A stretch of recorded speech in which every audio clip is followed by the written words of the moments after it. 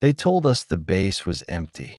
They told us it had been sealed for decades, paperwork archived, gates welded shut, an official notice on file, decommissioned, restricted.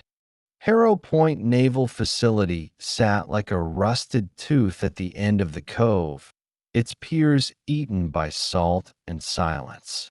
Locals would cross themselves when the fog rolled in, and a bell they hadn't heard in years seemed to toll from the water. Old sailors said things happened there that couldn't be logged. Lawyers said stay away. We didn't. This is not a dramatization. This is three people talking about the same night. Three voices that don't line up neatly into a single explanation. Each of us went there for different reasons: to retrieve a personal item, to clear trespassers, to film. Each of us left with something that wouldn't stop following. For the first time, we're telling what we saw, uncut from our own mouths, recorded the way we remember it. We kept the names, the times, the little mechanical details because those are the things you can check. Official records are inconsistent. Photographs were corrupted. The sea kept one piece of truth to itself and spat the rest back at us in fits. If you're watching this at night, turn a lamp on. If you're watching with the volume up, maybe lower it. Some things are easier to face in daylight and with company. We don't know what you'll believe. We only know what we remember. This was our night at Harrow Point. Story 1. Daniel Reyes, former Navy engineer. They called me Chief for short because the paperwork was long and the rank was short. I worked on Harrow Point from '86 until they mothballed it in '91. I fixed generators, ran the sonar calibrations, and wrote in the logbook when the tide choked off the pier. You get the rhythm of a place after that. You learn the way a hinge screams before it breaks, how a diesel cough sounds the night before it dies. The base was a living machine while I was there. And when they shut it down, it was like someone turned off a person. I don't like saying the date because the way memory works. Once you speak the date aloud, you start justifying details you didn't have. But the night I'm telling you about was October. There was wind in the forecast and the kind of fog that swallows beacon lights. I'd gone back for a couple of things I'd left in a locker: old electrical tags, a set of Allen keys I liked, a faded photo of a kid on the pier, the sort of small proof that you'd been somebody in a place that was going away. It was illegal. I knew that. I went anyway. The gate was easier this time because someone had cut the chain loose. I don't know who. The generator buildings were full of birds, and the access doors stuck like mouths that hadn't been opened in years. I took a flashlight and a shoulder bag and headed to the powerhouse, the old steam pipes still tracing the walls like veins. My headlamp bounced off warning placards that said, "Keep clear. Asbestos and unauthorized personnel will be prosecuted." That kind of signage makes you feel like you're trespassing on something bigger than you. Maybe we were. What I remember first is the hum. It started low, underfoot. It wasn't the diesel hum I knew. It was deeper, like a throat tuned to a frequency you don't want to hear late at night. My instruments. I carry a small handheld Gauss meter out of habit, jumped from baseline to a reading I've only ever seen near large transformers. But there were no transformers on. The meter read as if something the size of a ship was breathing below the concrete. I went down to check the bilge pumps, because old habit is a habit. The maintenance ladder creaked with that dry, brittle sound. At the bottom, I found standing water. That was odd, but not impossible. The seals are rotten. Floating in the water was a scrap of black fabric that should not have been there. It looked like part of a uniform, heavy wool, and the salt had eaten the edges. Near it were boot prints pressed into the algae, and they were too narrow for my boots or anyone I knew. The prints ended at the concrete edge. They didn't continue to the access hatch. It was like whoever had stepped there had stepped out of the world that I heard a radio pop, the kind of static that precedes a voice, and then a tone like a sonar ping. 3 beats. Pause. 3 beats. It was rhythmic, surgical. The old sonar arrays used that ping when they were calibrating. I reflexively muttered the code used for maintenance checks years ago. Echo. Alpha check. The radio replied with a phrase I knew to the bone. Echo 3. Return. The voice was flat and old, and the speaker used my former nickname. My heart nearly stopped that I should have left. I followed the sound to the pier. The fog there was thicker, and my lamp turned the mist into a milk that swallowed light. The pier boards were slick with salt, and the metal cleats looked like ribs. At the far end, the gangway to an old floating dock that had been chained and sunk years ago, there was a shape. The beam from my headlamp washed over it. It was not a man. It was a silhouette at first, a human outline, but its edges were wrong. The light seemed to sink into it, as if the shape drank reflectivity. I could see the suggestion of a face when I moved my light. It was like looking at someone through water that I talked to it, because people talk when they don't want to be alone. Hello, I said, because what else do you say when the night is a living thing? The figure turned without sound, and for an instant I saw the mouth move. There was no voice that came with it. Instead, the pier itself sang. Metal on metal. The old ship's bell on the sunken float must have been moved by current or memory, and the sound was like fingernails on the throat. Then I saw a flash of a photograph in my mind. A ledger page from 1989, a name crossed out with a heavy hand. The name was Miller. He'd been my buddy. He'd drowned in training. Accidental submersion, the papers called it. His name had been scratched over on the rosters, as if someone had tried to erase him. The MY flashlight sputtered. The Gauss meter went off the scale, and the hairs on my arms stood up like the static on an antenna. I had the uncanny sensation of being watched from inside the water. That's a silly phrase, but you know the sensation, like the dark under a dock is a pair of eyes. I stepped back, and my foot slipped in algae, and the light caught something beneath the surface, rows of metal teeth. For a second it looked like ribs, or maybe the corner of a crate. A sonar ping, deeper now. It was not coming from any device I could see. It was coming from the ground itself, through the concrete, through the bones in my feet. I felt my teeth vibrate. I ran. The base shouldered me up and spat me out through the gate. When I reached my car, my hands were shaking so badly I couldn't find the key. Later, around a bottle of cheap whiskey in a motel, I checked my shoulder bag, and it was the proper set of Allen keys. I'd found them, I must have, and something else I did not own, a small strip of naval ledger paper torn from a logbook. On it, someone had written a sequence of coordinates in a hand I recognized from years of sign-ins. The ink was fresh, except where some letters were smudged and looked decades old. And at the bottom, a time. 03:12. That night my watch, an old Navy issue mechanical piece I wound like a talisman, had stopped. When I wound it again next morning, it read 17 minutes later than the motel's clock. I have never been good with skepticism, but every technician worth his salt learns to trust the instruments.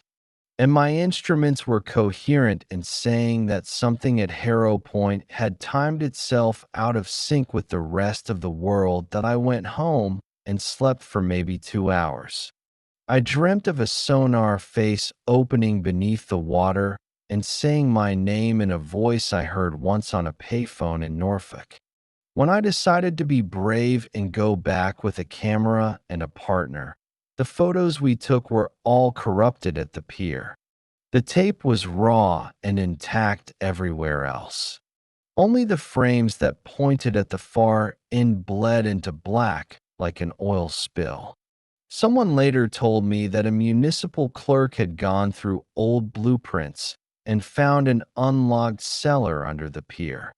There were holes in the concrete like the mouths of the dead that I still have Miller's name burned into my memory. I still have the ledger paper folded in my wallet like a confession. Sometimes at night, I think I hear a distant ping, like a forgotten machine calling the time. I don't know if that's the sea or the memory of the sea speaking through the bones of the bass. All I know is that I have the taste of salt in my mouth that wasn't there before, and I know that something at Harrow Point will not let the past rest. Story 2. Alyssa Carter, contract security guard. People don't expect a woman to work nights at a derelict naval base. It makes a good headline, I suppose.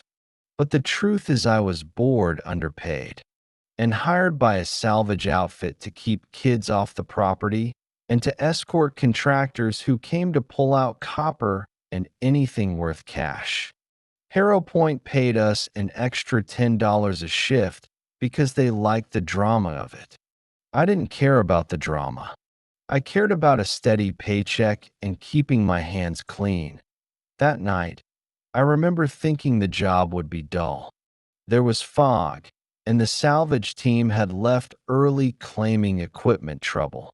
I knocked off around midnight and was making my rounds with my flashlight and a thermos of coffee when I heard the first call on the radio. A boy's voice, not our number, not our frequency, overlapped our channel. "Yo, we got something down here," he said. Someone else laughed. I logged the time because I write everything down in an incident book like a good guard. The book makes you feel in control. That on my third sweep, I saw 4 flashlights moving near the old admin block. There were silhouettes of people who looked like they'd come from YouTube, backpacks, a tripod, a camera on a gimbal. I told them over my PA to leave the premises. They waved cameras like banners and said they were exposing the base. I warned them that the place had been declared unsafe, but they were kids with the kind of bravado that smells like borrowed courage. One of them, a tall kid with a sleeve of tattoos, was filming commentary. He gave his channel name into the mic like a prayer. I told him to stop recording. He laughed and said the bass had a voice, which is the sort of thing you say when you've done 3 energy drinks too many. Then the intercom in the corridor, the old PA system that had been out longer than my mother, breathed to life. A woman sang, not words, but a single sustained note through the speakers. It was beautiful and wrong. It was a lullaby in a language I didn't know. The kids froze. That's when the lights went out. I had flashlights. They had batteries. But for a moment, nothing was visible except the glow on the instruments on my radio man's belt.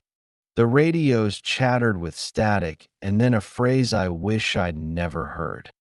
Sector 4, unauthorized presence. It used my shift code. For a split second, I believed someone had phoned in a complaint. Then I realized the voice wasn't on our band. It was on a tone between channels, and the words were Old Navy shorthand I recognized from manuals I'd studied once for a test I never passed. One of the kids bolted, sprinted down the hall toward the pier, and grabbed at a rusted railing. He said he saw someone at the end of the dock waving at him. I ran after him, and the fog tried to hold us back like a hand. We reached the pier, and there was nothing there but a rope and some gull feathers. His shoe, however, had wet mud on the inside collar, as if something small had been inside his shoe when he put it on. He took that shoe off, and there was a tiny child's sock stuffed into it, clean and dry, smelling faintly of citrus. Nobody there claimed to have put it in his shoe. The kid was white as a sheet. He started to whisper dates. He said, "They keep the hours in the ledgers," and repeated a number I'd never heard before. But later, when we checked the old logbook in the superintendent's office, a place the salvage crew insisted was sealed, someone had scrawled that same number in pencil. It matched nothing on the maps. It matched something in the ledger my partner Daniel found out. I was the one who went down the service hatch to check the boiler room after someone reported a dripping sound I could not locate. I climbed the ladder and thought, briefly, of my two kids tucked into bed with the TV on. The ladder was slick with condensation that had no reason to be there. The air grew colder the farther I climbed. My breath fogged in front of my face like smoke, and in that fog there moved the suggestion of hands. I tried to film with my phone for evidence, but the screen bled with static and then displayed the inside of my pocket like some cheap magic trick. When I got back up, the corridor had shifted. I swear to you it had shifted. The fire exit was not where it had been 2 minutes earlier. I found myself in the engineer's office, a place we hadn't been allowed to touch. On the conference table, someone had arranged rusted maintenance tags into a circular pattern, like a clock, and in the center lay a child's toy boat, carved from wood. The kids denied touching it. The salvage team denied any knowledge. The wood boat smelled like the tide. One of our team, a contractor who had been with us for 6 months and who never scared, began to speak in a voice that was not his. He listed coordinates and dates and, in between, hummed the same lullaby the intercom had played. We pulled him away and held him to keep him steady. He had water in his ears that was not from the sea, and when he blinked his eyes were full of seaweed.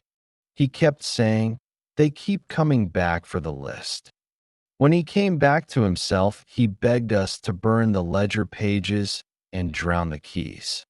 He refused to elaborate that I dug in my pocket later and found a photograph, folded small. It showed a woman holding a child on the pier, faded to the color of old bones. On the back, someone had written a year, 1978. I never knew anyone on Harrow Point in 1978. There was no record in municipal archives of the woman. The municipal archives had, I later discovered, a gap in the microfilm around that year, a missing reel that we called for an ambulance when one of the kids disappeared. I use the word disappeared because it's the only clean word for it.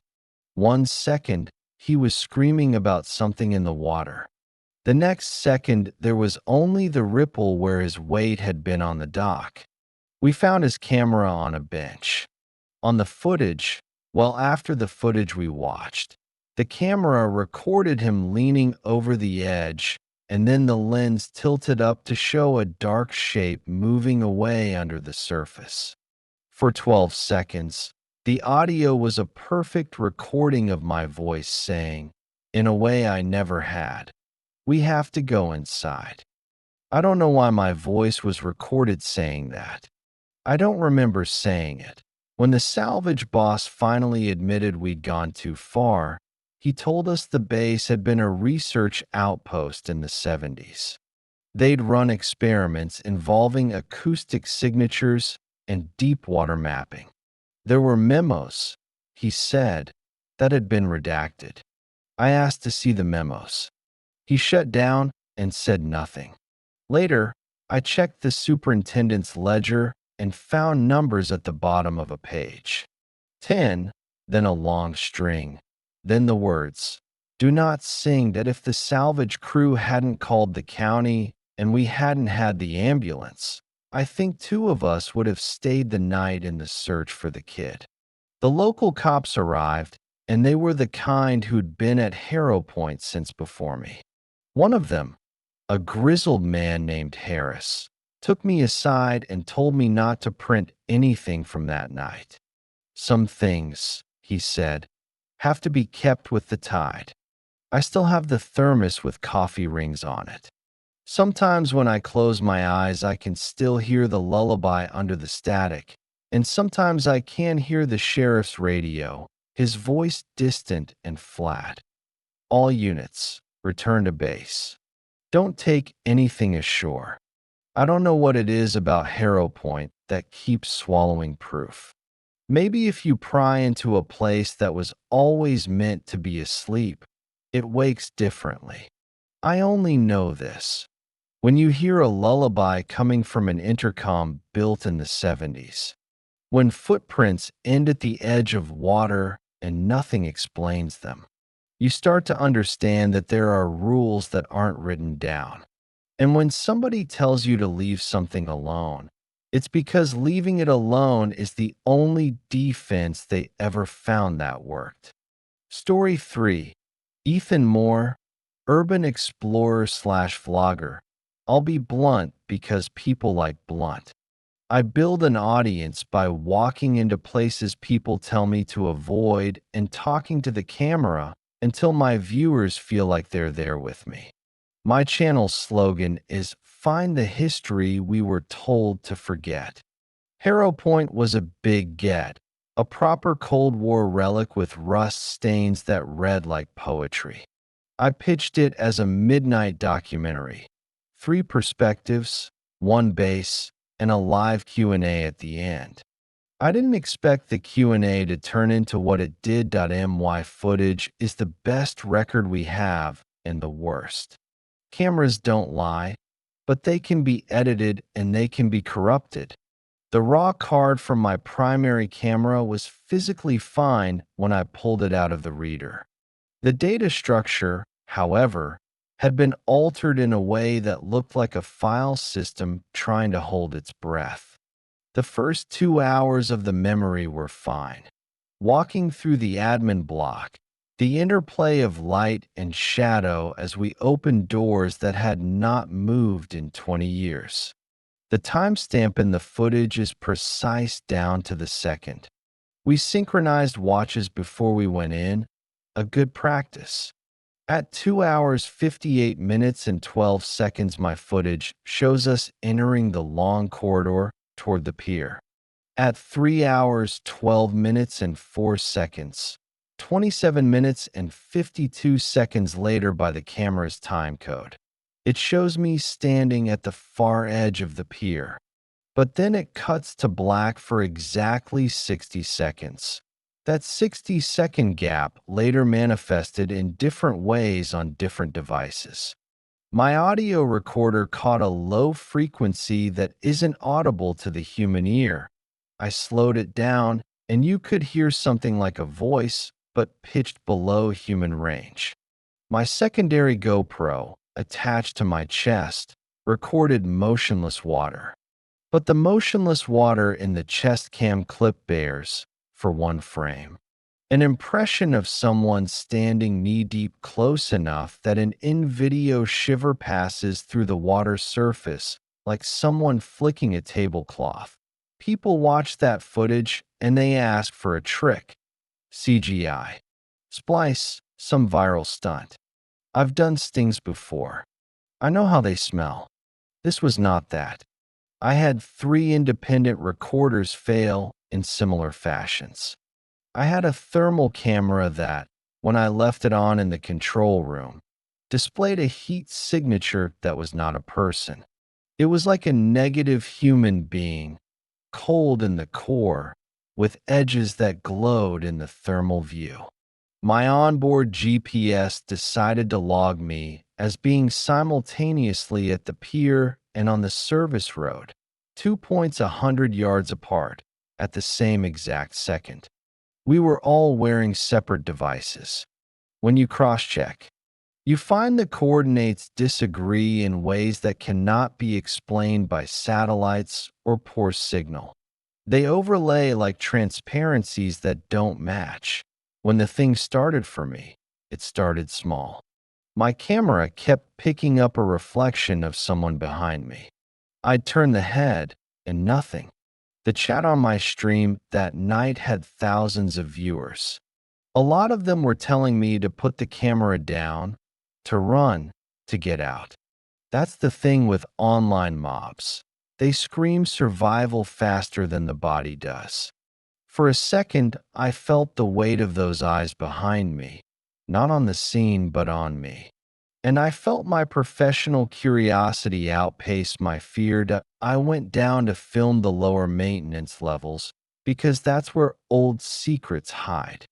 There's a map on a wall in the old comms room, a hand-drawn overlay of the cove with pins, dates, and initials.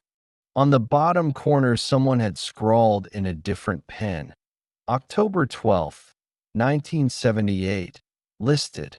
We filmed it, zoomed in on it, and later when the footage was cut for upload, that frame would appear as a blur. But I remember the smell, iodine, and something sweet. I picked at a frayed map corner and found a thin strip of ledger paper tucked behind it. I kept it.my footage shows me following a shadow into a corridor marked authorized personnel only. I hear my own voice in the recording, breathless, saying, there's movement in the water. The next clip shows the gangway and then a hand, not mine, taking the edge of the railing. The hand is thin and pale and covered in barnacles. I know that because when we later processed the frame, one pixel cluster looked like growth. I wish I could tell you I didn't reach back into the frame to touch that hand. I did. I touched the air where the hand had been, and my fingers came back wet. People ask me if I felt pain. I did, but not immediately. I felt nausea, vertigo, then an overwhelming, ridiculous, childlike urge to laugh. I laughed, on tape, and the laugh sounds like it's coming from two people. It's creepy, and that's what makes good content. But the content stops being fun when your friends start to vanish. Daniel found a ledger strip in my bag later, and he and Alyssa recognized the scrawl. It had coordinates. My footage proves they were all on the pier at roughly the same time. My footage also shows, at one angle, a figure at the threshold of the doorway that Alyssa described. In one frame, a silhouette stands in the doorway and tilts its head like an animal hearing. In my camera's audio, at 3 hours, 12 minutes, and 4 seconds, there is a clear double tone, a sonar-like ping, and layered underneath it, a child's voice saying, "Come home." I slowed it down and ran spectral analysis. The child's voice matched nothing in any database I could find. It contained harmonics that looked like the structural vibrations of timber, as if the voice itself had been shaped by the pier. After the vanishings, the other kids got skittish and wanted to leave. That's when the footage gets most unreliable. One member of our group, the kid with tattoos, grabbed his tripod and bolted. The camera caught him freezing at the edge, and then the moment he leaned over and the frame turned red and then black. The battery on that camera later swelled like it had been pressurized. When the salvage boss later handed me back the footage, the file would not open past that frame. The file attribute showed that some sectors of the card had been rewritten in a pattern consistent with electromagnetic interference. That's technical speak for something was intense and weird. The worst part is the way memory fractures. I can watch a clip and remember being there, and yet not remember how I felt between frames. I have a still from my chest cam where I am reaching out and my hand is almost touching something at the pier edge. On that still, my middle finger is stained with rust. I do not know where the rust came from. I woke up in a ditch 2 miles from the base with my shoulder bag, my camera rig intact, but with water in my shoes and a bitter taste like pennies in my mouth. I had a smear of algae on my jacket. After that night, I posted a short teaser. The clip went viral. It also got flagged and removed by YouTube twice. Taken down for policy violations that made no sense, graphic content, and unsafe practices. I appealed, and the appeals came back. Denials with verbatim phrases that sounded eerily like the intercom lullaby. For your safety, I kept copies. They were fine until they weren't. One copy corrupted. Another one, when played back, produced a strobe of frames where, if you watched closely, at 3 hours 12 minutes and 4 seconds you could see what looked like a ledger page flash across the screen for a single frame. Some users made stills and screen capped it and blew it up. The letters were backward and waterlogged. People online argued for weeks about whether it was a hoax.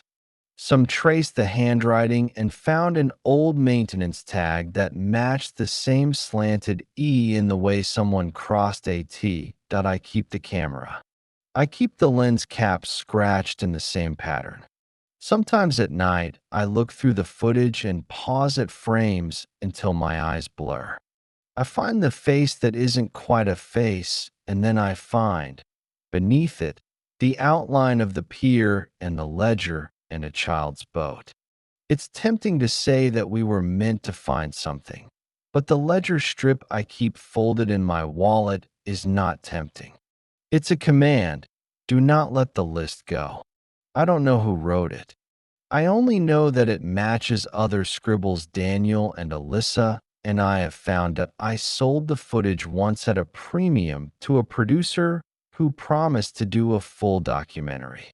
He produced a short and then refused to speak to me. I saw the documentary listed at a festival once.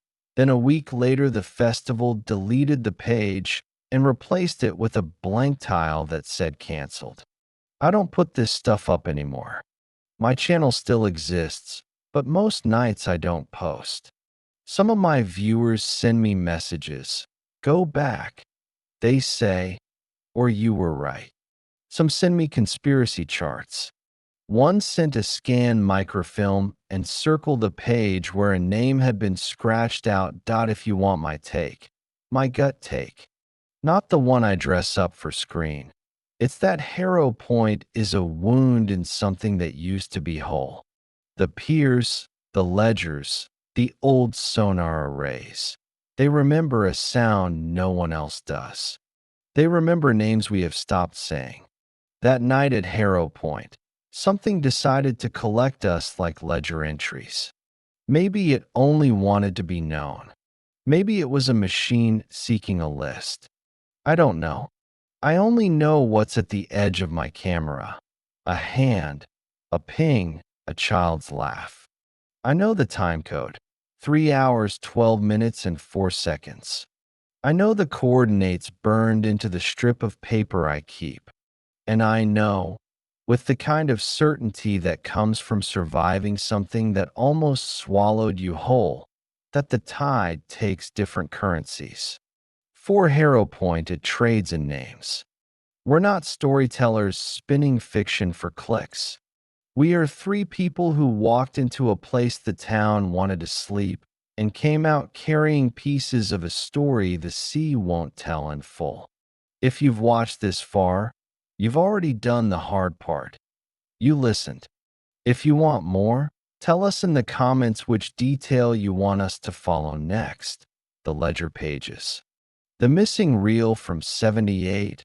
or the sonar pings at 312. We have copies of some of the items mentioned, photographs, ledger strips, clips, but many of them are damaged or corrupt. We can share what we legally can and point you to public records where available that if you like this format. 3 eyewitness accounts, raw and uncut. Hit like and subscribe. We're not a channel that promises supernatural proof. We're a channel that promises to look, to ask, and to show you exactly what we found. Leave a comment with your theory. If you have documents related to Harrow Point, old logs, scrapbooks, or photos, email us and we'll vet them with a historian and a technician. We won't publish anything that's private or harmful, but if you have something that helps complete the picture, send it. Be careful if you go there yourself. The base is sealed officially, and some things are sealed for a reason. Finally, whenever we do a follow-up, we will bring a lab tech to test the physical items, a historian to check the paperwork, and professional divers to examine the submerged structures. This is the first recording of our 3 perspectives. If you want the rest, the receipts, the restored footage, the redacted memos, tell us. We'll keep digging. For now, keep a light on. And if you hear a low ping or a lullaby where there should be none, remember the names we said tonight. Leave a like if you believe us, or a comment if you don't. Either way, thank you for listening. Daniel, Alyssa, Ethan, Harrow Point Witnesses.